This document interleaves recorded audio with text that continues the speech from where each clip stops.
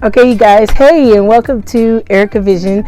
And this video is going to be about answering a few questions. I've had some questions personally, and some of my family, some of my friends, people since I've been back, and just strangers who have asked me about what do we do for safety, and do we carry guns, all this craziness that they want to know, how do we protect ourselves, because being black or traveling and living in an RV, it can get sketchy sometimes. But we're going to talk a little bit about what we've done, what we've noticed, some of the things we've learned, and I just want to share that with you because it's not a whole lot of us out there. When I mean a whole lot of us, I mean as African Americans.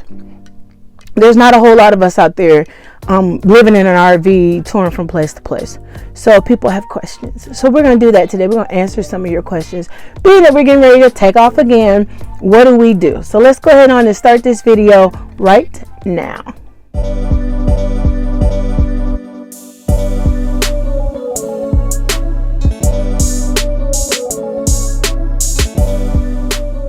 All right, guys. Now, one of the common questions is people, I have friends who are black that ask me, okay, as a black couple, how do you protect yourself, or how do you deal with racism and people treating you differently? Now, I can tell you that since we started full-time RVing, camping, whatever, back in March of 2022, praise the Lord, we have not ran into that issue. I don't know if we will, but we have not as of today. We have not ran into anybody being ugly to us or treating us badly because we are black and all that. So we have been very, very, very blessed and fortunate to not have to deal with that situation. Now, when you go into grocery stores and you're in different areas, do people treat you differently? Absolutely, because when we first got to Ely, I can promise you, I didn't see not one black person anywhere. And folks were looking at us like we were exhibits at a zoo. But after a while, folks start coming in, and I almost wanted to ask a few people, where are you guys hiding? Because I didn't see them often, but they were there. So we are everywhere. We just don't do everything, right? So one of the things I want to encourage you is to go ahead and subscribe to this video and hit the notification bell, because when we're out and about, we're doing stuff, I want to encourage you to do it. Okay. So as you can see, I'm not elderly, or I might look it with the gray hair. I know I got to touch that up, but I left my job, and I had a great job with the federal government to take care of my mental health, right? To kind of deal with what I was going through with my anxiety and my depression. And I've always loved photography. I've always loved traveling. And so did I leave with a silver spoon? Absolutely not. So I had to come up with some alternative ways to try to help support me and my husband, as he came up with some alternative ways too. And so we both knew that we had to have some kind of income coming in and work, right? So I have to help him. And by him, working and helping us, I'm his helpmate. So I had to come up with something that we could do on the road and still be able to afford and live this lifestyle, because it's not a cheap lifestyle. Just like you have a home, you have a house maintenance, right? Just like you want to set up things and make it decorated and make it feel like home, you have the same thing with this. You have to take care of your roof on your house. We have to take care of the roof on our house. You have to take care of your plumbing. Yeah, we have to take care of our shower. Right now, our pump is messing up, right? So we got to get that taken care of. And thank God my husband is like Tim the Tool Man Taylor, right? He is excellent in fixing anything. He can go to YouTube University and watch a couple of videos, and guess what? It's going to be fixed. So he's very handy. So a lot of things we could take care of ourselves, and that helps with the cost.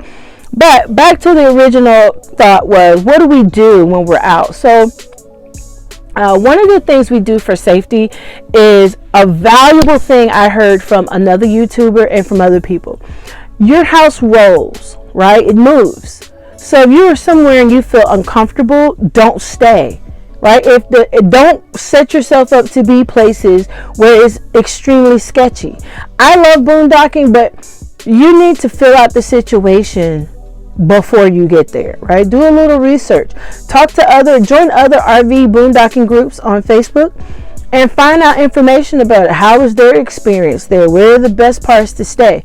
I want to be able to see at least 2 or 3 more RVs or vans or somebody out there, so I know I'm not out there by myself, but at the same time, I want to have the seclusion of like having your own space. So if you have a gut feeling, you don't ignore that, right? And I like to do things very prayerfully. So I'm like, Lord, lead us in the right direction. Send your angels to watch over us and keep us safe, and help us to stay places where we can, be comfortable and have a good time. Because 90% of the time, camp people are just wanting to enjoy camping. They're not interested in harming you or robbing you or shooting you and killing you and all that kind of stuff. They're pretty much on vacation. They're full-time RVers. They're not looking for any trouble. So you do have those rare occasions where people just don't like you because of what you look like. But we have not had that experience as of right now. If anything, they're more curious, wanting to know, how do we get into that? They don't see a whole lot of African Americans out there on the road, so they want to know what made us want to start doing this, and we get a chance to tell our story, and we got a lot of subscribers from that as well. So that's just one of the things we do, is follow your gut, pray about it, and move prayerfully, right? The second thing people want to know is, do you carry a weapon and all this kind of stuff? That's not something I want to get on YouTube and say, yeah, we got guns. That's stupid. I mean, it's almost like you're testing fate to have people come and try you or want to talk to you. Because what if you're watching this and I run into you out there, right? I don't think that that's something that we should be sharing. I think you should always have something to be able to protect yourself, whether it's mace or bear spray or something, just in case, because you never know what the situation may be. We're worried about other people, but what about animals, right? Your bear can rip the camper door. It's good, but I don't know if it's bear proof, right? So you want to have something inside the camper that you could protect yourself from all harm, whether it's animals, whether it's human animals, or whatever. So it's always a good idea to have something. But I'm just saying, that's not something I want to sit here and broadcast and brag about. Yes, we got this, we got that. But I'm just saying, tip number 2, make sure you have something, because it can not be a human being. It could be very clearly an animal or something to that effect. So the third thing I want to share with you is lights. Keep you some lights. Have lights all around your camper, right? And motion sensor lights are a good thing. So a lot of us have blackout windows, and put stuff up to the windows because you don't want the light to come in and keep you up. If you like me, you like it dark when you sleep.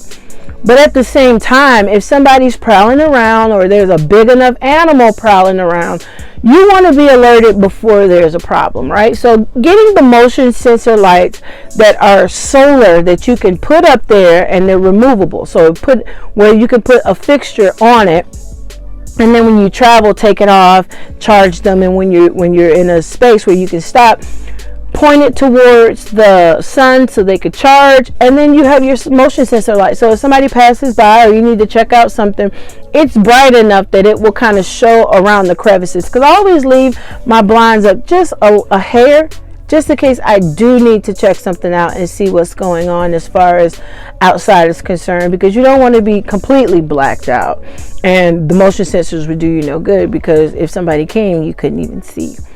Now, one of the things we're excited about on our pullout this time is hopefully being able to cross over into Canada. So the direction that we're going to be traveling, we'll be traveling through Canada, and I'm going to do a little research on what we can have, because you don't want to take something cross a border to another country that may be okay here in the States, but it's not okay there. So if you're traveling and you're thinking about going to different places, make sure you research what's acceptable for protection there, and make sure, if you need your paperwork, make sure you got your paperwork, right? And always map out your place where you're going somewhere. Now, I usually like to stay at state campgrounds, state parks. So when we were in New Mexico, you have a state park. It has electric, it has water, it has a dumping station, you got other people around you, and it's not as expensive as staying at a regular campsite. Excuse me. No, excuse me. So I got something in my throat. Anyways, state parks, I prefer those over private campgrounds and KOAs and stuff like that, just because of the economical cost. It's cheaper to travel that way. If you can't boondock, it's cheaper to stay at state parks. So usually they have a ranger, or they have a camp host and people like that. And it's always good to know what's there and what's happening, and that, you know, if you need to contact somebody, you can. And my last thing is keep your phone charged, because you never know when you need to call for help. Don't run your battery down to nothing, and make sure you plug up all your stuff at night, so that way if you need to reach somebody or you need to call somebody, you can do that. And I don't go looking for trouble, you know, but trouble can find you no matter where you are. And I don't know what that, you know, what the future holds, but I'm going into this with a positive attitude that God can protect me from anything, and that when the time comes, we'll deal with it. We've been blessed to not have to. Don't know how long that's going to last. I've talked to people who have been camping for 20, 30 years and have never run into any kind of trouble. So don't be afraid to go camping. Don't be afraid to get in your RV and go.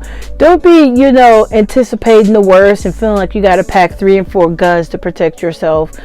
Don't make yourself a magnet for trouble. Just go out there and with the intentions of having a good time and spending time with your family. And the Bible says, if you want friends, you must first show yourself friendly, right? So be kind to people, be nice to them, smile, talk to your neighbors, get to know people. That's what it's all about. It's about the adventure of seeing new places and new things. And sometimes people have this idea of what Black people are, or who they are, or how they act. And sometimes I make it my mission to show them that I'm intelligent, I'm smart, I can speak with good diction. Everybody's not walking around here using street slang, and there's nothing wrong with that if that's what you choose to do.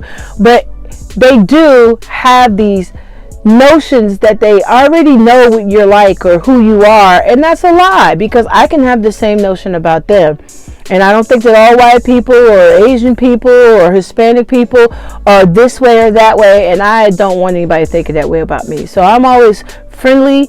I like to smile. I love people. I love to talk to people. I love to meet people. I like to know where they've been, and they like to know where we've been and where we're going. And you meet friends for life. I've met a few couples that I still keep in contact with, and I just enjoy nature and just kind of slowing down, enjoying the slower pace, enjoying being out. And I just want to encourage you to do the same, because truthfully, it's not enough of us out there. A lot of you don't even know what it's about. All you think about is, I don't want to sleep in no tent. Well, you don't have to sleep in a tent, and you don't have to be afraid to explore the United States in the place of where you live. There's a big world outside of everybody's neighborhood, and I just want to encourage you this summer to do something that you wouldn't probably ordinarily do. And I appreciate all your support and all your likes and all the things that you guys do to show us how much you love us. And if you'd like to become a Patreon donor, please feel free. I'll drop the link below.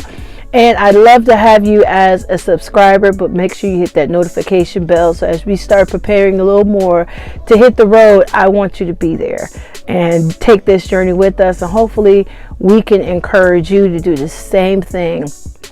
And look at me, I'm starting to lose a little bit of weight. I enjoy what we're doing, and I cannot wait to leave here and get back on the road. I love my family, but I miss traveling and I miss the road.